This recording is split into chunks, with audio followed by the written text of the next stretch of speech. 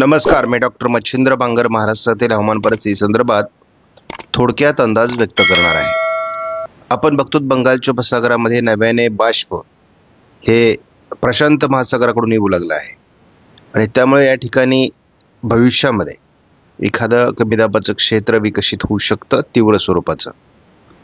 आणि उत्तर भारतात WDचं सत्र अजूनही चालू आहे। यदा कदाचित कमी दाब आणि WD हे फेब्रुवारीमध्ये तीव्र झाले तर पावसाळी वातावरण तयार होऊ शकतं। जोपर्यंत ते तीव्र होत नाहीत व यामध्ये ट्रफलाईन तयार होत नाही तोपर्यंत पावसाची शक्यता नाही। सध्या महाराष्ट्रामधील ढगाळ परिस्थिती संपली आहे, त्यामुळे थोडं थंडीचा प्रभाव वाढू शकतो, परंतु यापुढची थंडी ही हळूहळू सौम्य होत जाणार आहे। बंगालच्या उपसागरामध्ये आपण बघतो की सध्या एक कमी दाबाची निर्मिती होण्याची शक्यता आहे। उत्तर भारतात देखील बर्फवृष्टी होते। जम्मू काश्मीर, लेह लडाख, उत्तराखंड जवळपास पंजाब हरियाणापर्यंत या पावसाचा प्रभाव आहे। उत्तर राजस्थानपर्यंत हे पावसाळी प्रभाव आहे। आज 18 तारखेच्या अंदाजानुसार श्रीलंकेच्या दरम्यान एक कमी दाब तीव्र होतोय। उत्तर भारतात बर्फवृष्टी होते, म्हणजे पावसाचं वातावरण देशाच्या दोन्ही टोकांना आहे। हे वातावरण उद्या केरळ, तामिळनाडूमध्ये अधिक प्रभावी असण्याची शक्यता आहे। त्याचबरोबर उत्तर भारतातील बर्फवृष्टी देखील तीव्र होणार आहे। मात्र 20 तारखेला याचा प्रभाव स्कायमेटच्या अंदाजानुसार कमी होणार आहे। 21 तारखेला भारतीय भूभागावरील याचा प्रभाव कमी राहणार आहे। 22 तारखेला तीच परिस्थिती आहे। मात्र 24-25 तारखेला भारतात फारसं पावसाळी वातावरण कोणत्याही राज्यात असणार नाही। आपण जर आता जानेवारीच्या शेवटच्या फेजचा अंदाज बघितला, म्हणजे आपण बघतो की 29 तारखेला उत्तर भारतात अगदी मध्य भारतापर्यंत एक पावसाळी सिस्टम क्रिएट होणार आहे आणि ज्यामुळे ढगाळ परिस्थिती महाराष्ट्रात पुन्हा वाढू शकते। आपण बघतो 30 तारखेला देखील ही ढगाळ परिस्थिती भारताच्या अनेक भागावर असेल। 31 तारखेला देखील भारतात ढगाळ परिस्थिती खूप असणार आहे। ती परिस्थिती 1 फेब्रुवारीला देखील असणार आहे। म्हणजे याचा अर्थ 29 तारखेपासून पुढे पुन्हा पावसास अनुकूल स्थिती भारतीय भूभागावर सुरू होणार आहे। म्हणजे यदा कदाचित जानेवारीच्या तुलनेत फेब्रुवारी हा वेगळा महिना ठरू शकतो। ज्यांनी या चॅनलला सबस्क्राईब केलं नसेल, दररोज व्हिडिओ बघतात, त्यांनी देखील या चॅनलला सबस्क्राईब करायचा प्रयत्न करा की जेणेकरून तुम्हाला दररोजचं नोटिफिकेशन येईल आणि तुम्हाला नवीन अपडेट हवामानाविषयी समजेल। भारतीय हवामानावर सर्वात अधिक सटीक अंदाज देणारा मॉडेल म्हणजे ECMWF मॉडेल। केरळ, तामिळनाडूमध्ये आज मोठं पावसाळी क्षेत्र राहणार आहे। उत्तर भारताच्या दिशेने एक WD सरकतो आहे। दोन्ही टोकाच्या सिस्टम ह्या तीव्र स्वरूपामध्ये उद्या असणार आहे। 20 तारखेपासून जवळपास पुढे हे वातावरण कमजोर होऊ शकतं, परंतु 20 तारखेला ECMWF मॉडेलने केरळ, तामिळनाडूमध्ये आणि उत्तर भारतातही पावसाळी परिस्थिती कायम दाखवली आहे। 21 तारखेला मात्र याचा प्रभाव कमी होतोय। 22 तारखेला विशेष प्रभाव नाही। 23 तारखेला मात्र उत्तर भारतात एक WD सक्रिय होण्याची अपेक्षा आहे। 24 तारखेला मात्र तो प्रभावहीन होईल।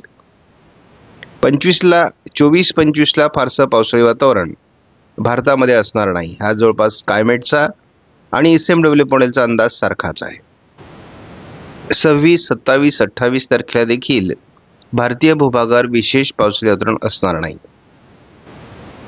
29 तारखेला पुन्हा एकदा कमी दाबाचा प्रभाव केरळ आणि तामिळनाडूमध्ये निर्माण होऊ शकतो। 30 तारखेला देखील हा प्रभाव असणार आहे। केरळ, तामिळनाडूमध्ये तो प्रभाव 31ला देखील असणार आहे। साधारण पूर्व भारतामध्ये आणि दक्षिण भारतामध्ये एकाच वेळेस पावसाचं प्रमाण हे 30-31 असं वाढताना दिसतंय आणि ही विशेष म्हणजे स्थानिक निर्मिती आहे।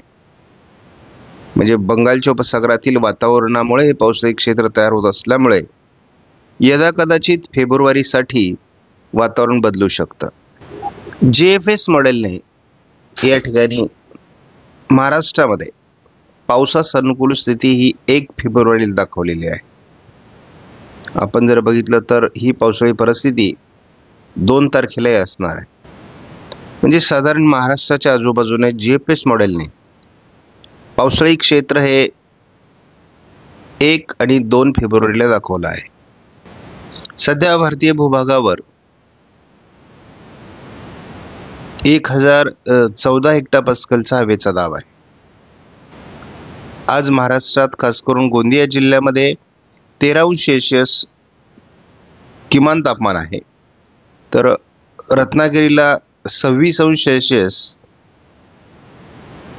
कमाल तापमान आहे. इतरत्र सरासरी 16 ते 17° थंडी आहे. त्यामुळे जेव्हा 18° पेक्षा थंडी कमी असते तेव्हा ती बऱ्यापैकी जाणवण्याची शक्यता असते. शिवाय ढगाळ परिस्थिती कमी झाल्यामुळे थंडीचं हलकं प्रमाण वाढलं आहे. उद्या गोंदियामध्ये 11° थंडी असणार आहे. सरासरी महाराष्ट्रात 16° थंडी असणार आहे. त्यामुळे उद्या देखील आपल्याला थंडी जाणवण्याची शक्यता आहे. आपण गोंदिया जिल्ह्यामध्ये पहाटे 5 वाजता 24 तारखेला 18° तापमान पाहतो आणि त्याहीपेक्षा कमी तापमान अहिल्यानगर, बीड, नांदेड या भागात आपल्याला बघायला मिळते. याचा अर्थ वातावरणात थोडा बदल काहीतरी असणार आहे. साधारण 16° पासून तर 18° दरम्यान या शेवटच्या आठवड्यामध्ये थंडी असणार आहे आणि त्यामुळे साधारणपणे ह्या थंडीचा उतरता काळ आहे. सध्या आपण जे वातावरण बघतो ते 1 तारखेपर्यंतचं आहे. महाराष्ट्रात पावसाचा अंदाज अजून देखील देण्यात आलेला नाही. महाराष्ट्रातील ढगाळ परिस्थिती बऱ्यापैकी आता कमी झाली आहे. त्यामुळे हलकंसं थंडीचं प्रमाण जरी वाढत असलं तरी आता थंडीची लाट किंवा खूप थंडी आपल्याला महाराष्ट्रामध्ये यापुढे जाणवणार नाही. साधारण थंडीची रेंज ही 16° पासून 18° दरम्यान राहील आणि हळूहळू ही कमी होत जाईल. फेब्रुवारीच्या दरम्यान आपण बघतो की साधारण पूर्व विदर्भाच्या दक्षिणी भागात 1009 हेक्टोपास्कलचा हवेचा दाब असणार आहे. त्यामुळे असं जर काही वातावरण तयार झालं तर यदा कदाचित त्याला WDची साथ मिळाली तर पावसाळी वातावरण फेब्रुवारीमध्ये असू शकतं, परंतु आत्ताच त्याचा ठाम निर्णय देता येणार नाही.